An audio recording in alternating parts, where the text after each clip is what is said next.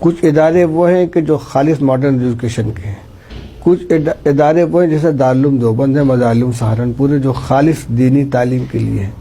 کچھ تجربے وہ بھی کیے گئے ہیں جہاں مشترک نصاب تعلیم رکھا گیا ہے، اور تینوں کے نتائج سامنے آ رہے ہیں، اور تینوں اپنی جگہ پر کام کر رہے ہیں۔ یہ کوئی ضروری نہیں ہے کہ سارے ادارے جو ہیں وہ اپنی تعلیم کے اندر ماڈرن ایجوکیشن کو لے آئیں۔ کچھ ادارے اس کام کو کر رہے ہیں۔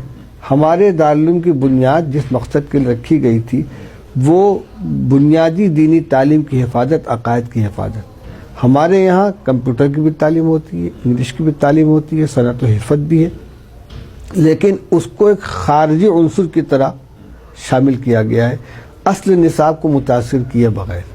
اس لیے کہ ہمارا یہ تجربہ ہے کہ جہاں اس طرح کا نصاب تعلیم بنایا گیا کہ نہ وہ خالص دینی نصاب بچا نہ خالص ماڈرن نصاب بچا، دونوں کو خلط ملط کر دیا گیا، اس کا کوئی اچھا نتیجہ سامنے نہیں آیا۔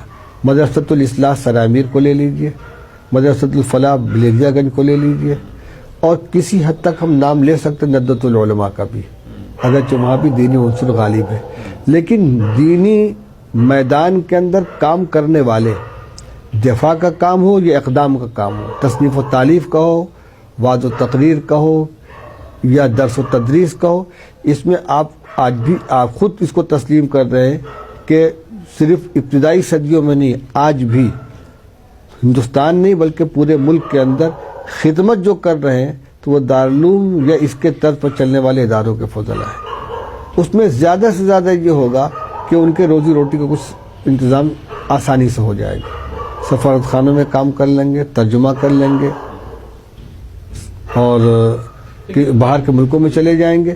لیکن یہ معاش کا مسئلہ بنیادی مسئلہ نہیں ہے۔ بنیادی مسئلہ ہمارے دارالعلوم کے پیش نظر جو ہے وہ دین کا ہے، معاش کو اولویت نہیں دیتے۔